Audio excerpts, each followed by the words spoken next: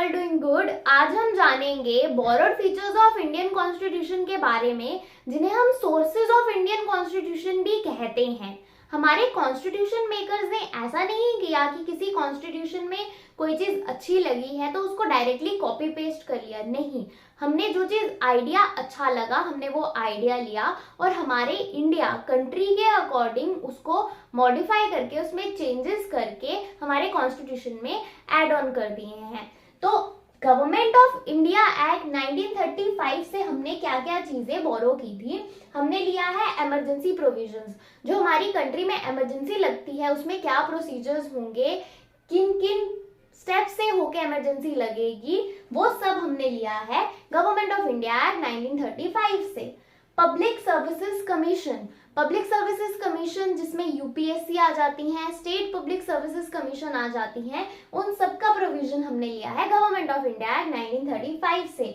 Judiciary, supreme court higher level पे, फिर high courts आ जाएंगे और फिर सबऑर्डिनेट कोर्ट्स या डिस्ट्रिक्ट कोर्ट्स जो हैं वो सब जुडिशरी के अंडर आ जाते हैं।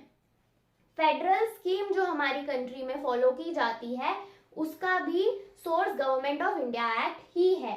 ऑफिस ऑफ गवर्नर, राज्यपाल का भी ऑफिस इसी एक्ट से लिया गया है।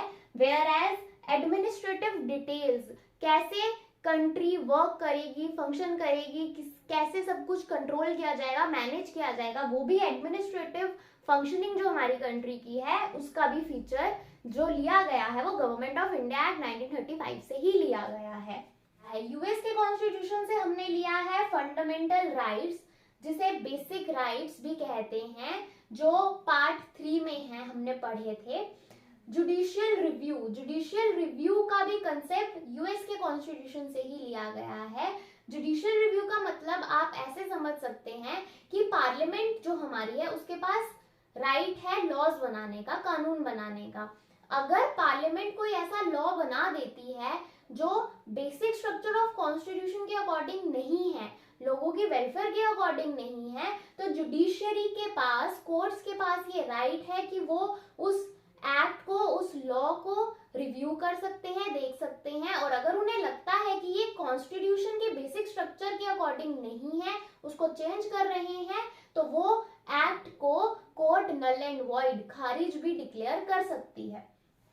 इंडिपेंडेंट जुडिशरी, जो हमारी जुडिशियल सिस्टम है वो इंडिपेंडेंट होगा, आजाद होगा, बाकी लेजिस्लेचर और एग्जीक्यूटिव के इन्फ्लुएंस में आके काम नहीं करेगा। ये भी फीचर यूएस के कॉन्स्टिट्यूशन से ही लिया गया है। Removal of supreme court and high court जजेस, जो जजेस होते हैं सुप्रीम कोर्ट के और हाई कोर्ट के, इंक्लूडिंग द चीफ जस्टिस, उनका भी रिमूवल का प्रोसीजर का बेस जो है वो यूएस के कॉन्स्टिट्यूशन से ही लिया गया है। इम्पीचमेंट ऑफ प्रेसिडेंट, इम्पीचमेंट का मतलब होता है रिमूवल। जो प्रेसिडेंट के रिमूवल का प्रोसेस होता है उसको इम्पीचमेंट कहा जाता है। ये भी हमने यूएस के कॉन्स्टिट्यूशन से ही बोरो किया है। और जो पोस्ट है वाइस प्रेसिडेंट की, उपराष्ट्रपति की पोस्ट भी इसी कॉन्स्टिट्यूशन से मिली है। वेयर एज प्रियम्बल, हमने पढ़ा था कि जो बेस है प्रियम्बल का वो था ऑब्जेक्टिव रेजोल्यूशन, जो जवाहरलाल नेहरू ने प्रेजेंट किया था। लेकिन ये आइडिया कहाँ से आया कि कॉन्स्टिट्यूशन में एक प्रियम्बल होना चाहिए, इंट्रोडक्टरी पार्ट होना चाहिए, वो यूएस के कॉन्स्टिट्यूशन से आया था। तो यूएस के कॉन्स्टिट्यूशन से जितने भी जुडिशरी से रिलेटेड चीजें हैं, जैसे judicial review, independent judiciary, supreme court, high court के जजेस की रिमूवल, ये हमने यूएस के कॉन्स्टिट्यूशन से ही ली हुई हैं। हमने ब्रिटिश के कॉन्स्टिट्यूशन से क्या क्या चीजें बोरो की हैं। सबसे पहले पार्लियामेंट्री फॉर्म ऑफ गवर्नमेंट, जो हमारी कंट्री में संसदीय सरकार चलती है, उसका कंसेप्ट हमने ब्रिटिश कॉन्स्टिट्यूशन से लिया है। बायकैमरलिज्म, बायकैमरलिज्म का मतलब होता है, बाय मतलब दो, यानी कि दो हाउस, हमारे पार्लियामेंट में दो हाउस एग्जिस्ट करते हैं, लोकसभा एंड राज्यसभा। ये बायकैमरलिज्म का कंसेप्ट भी ब्रिटिश के कॉन्स्टिट्यूशन से आया है।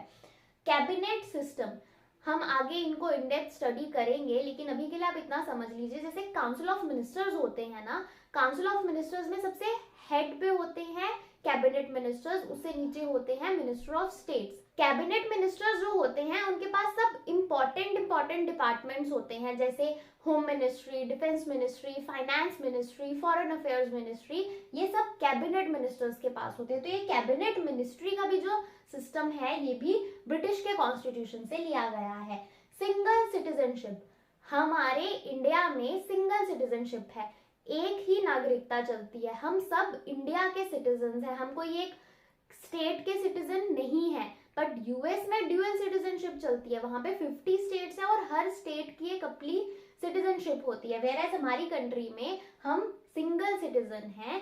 तो ये सिंगल सिटीजनशिप का कंसेप्ट भी ब्रिटिश के कॉन्स्टिट्यूशन से लिया गया है। Rule of law, rule of law का मतलब है कानून का राज चलेगा, ये भी कंसेप्ट ब्रिटिश कॉन्स्टिट्यूशन से ही आया है। वेयर एज रिट्स, हम फंडामेंटल राइट्स में इसको पढ़ेंगे, आर्टिकल 32 में मेंशन किया हुआ है रिट्स का।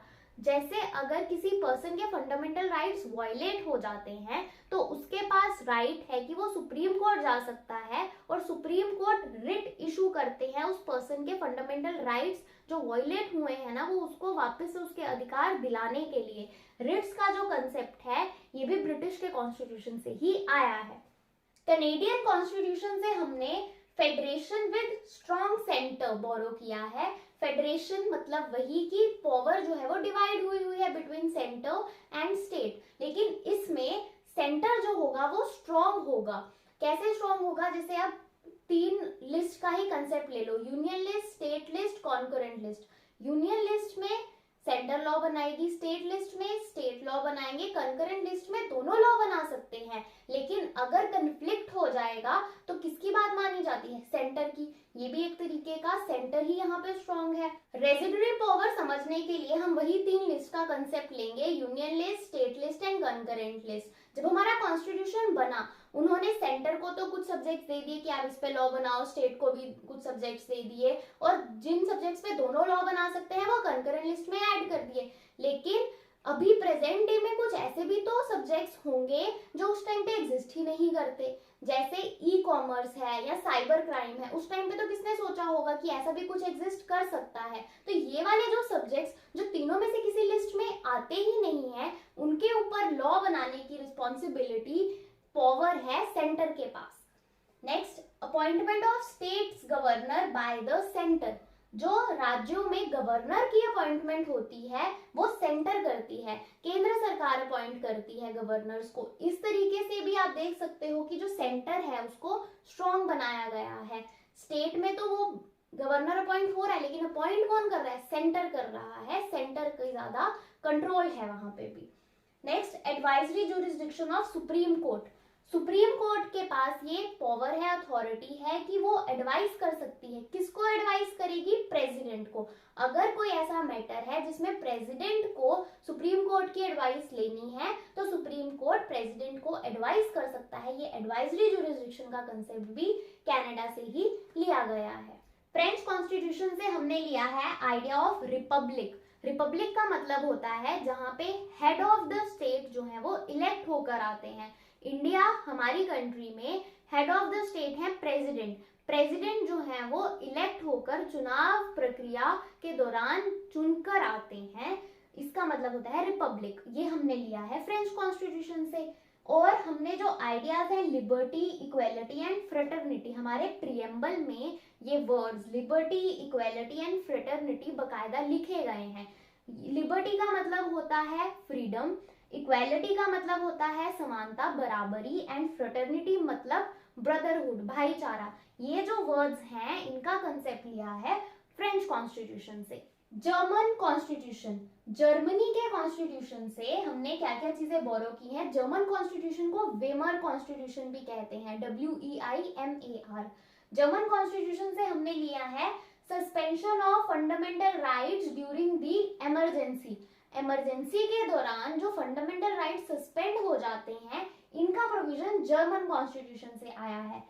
फंडामेंटल राइट्स का कंसेप्ट हमने लिया यूएसए के कॉन्स्टिट्यूशन से। इमरजेंसी प्रोविजंस का कंसेप्ट हमने लिया था गवर्नमेंट ऑफ इंडिया एक्ट 1935 से। लेकिन suspension of fundamental rights during emergency का कंसेप्ट हमने लिया है जर्मनी के कॉन्स्टिट्यूशन से। ऑस्ट्रेलियन कॉन्स्टिट्यूशन से हमने बोरो किया है कॉन्करेंट लिस्ट का कंसेप्ट। 3 लिस्ट है, union list, state list and concurrent list. जो कॉन्करेंट लिस्ट है जिसपे both state and centre can make laws, वो हमने ऑस्ट्रेलियन कॉन्स्टिट्यूशन से बोरो की है। Then freedom of trade and commerce, हमारे इंडिया, हमारी कंट्री के अंदर जितनी भी फ्रीडम है ट्रेड एंड कॉमर्स, व्यापार करने की, इसका कंसेप्ट ऑस्ट्रेलियन कॉन्स्टिट्यूशन से आया है। Joint sitting of parliament, parliament के दो हाउसेस हैं, लोकसभा एंड राज्यसभा, लेकिन कभी कभी इन दोनों हाउसेस को एक साथ मीटिंग करनी पड़ जाती है कुछ स्पेशल सिचुएशंस में, ऐसे कुछ सर्कमस्टेंसेस जब आ जाते हैं, तो ये जॉइंट सिटिंग का जो कंसेप्ट है वो ऑस्ट्रेलियन कॉन्स्टिट्यूशन से आया है। रशियन कॉन्स्टिट्यूशन, जिसको फॉर्मर यूएसएसआर कॉन्स्टिट्यूशन भी कहते थे, रशियन कॉन्स्टिट्यूशन से हमने बोरो किए हैं फंडामेंटल ड्यूटीज, फंडामेंटल राइट्स हमने लिए थे यूएसए के कॉन्स्टिट्यूशन से, फंडामेंटल ड्यूटीज हमने ली हैं रशियन कॉन्स्टिट्यूशन से। And the ideal of justice, जिसमें social, economic and political justice आता है, हमारे प्रियम्बल में ये वर्ड जस्टिस मेंशन है, तो ये भी हमने लिया है रशिया से। लिबर्टी, इक्वेलिटी, फ्रेटर्निटी हमने फ्रेंच कॉन्स्टिट्यूशन से लिया, जस्टिस का आइडिया हमने लिया रशियन कॉन्स्टिट्यूशन से। साउथ अफ्रीकन कॉन्स्टिट्यूशन से हमने बोरो किया है अमेंडमेंट्स इन द कॉन्स्टिट्यूशन, हमारे कॉन्स्टिट्यूशन में अगर कुछ चेंजेस करने हैं, अमेंडमेंट्स करने हैं, उसका क्या प्रोसीजर होगा, वो सब कंसेप्ट हमने साउथ अफ्रीकन कॉन्स्टिट्यूशन से लिया है। Last, election of the member of Rajya Sabha, Rajya Sabha के मेंबर्स के इलेक्शंस कैसे होंगे, उसका प्रोसीजर साउथ अफ्रीकन कॉन्स्टिट्यूशन से लिया गया है। वेयर एज नॉमिनेट जो करते हैं प्रेसिडेंट उन मेंबर्स को राज्यसभा में, वो प्रोसीजर हमने लिया है आयरलैंड से, और इलेक्शंस का प्रोसीजर हमने लिया है साउथ अफ्रीका के कॉन्स्टिट्यूशन से। जापानीज कॉन्स्टिट्यूशन यानी कि जापान के कॉन्स्टिट्यूशन से हमने लिया है procedure established by law. So with this we are done with the sources of Indian Constitution. The link for other videos is given in the description box. Do check it out. Thanks for watching. Bye.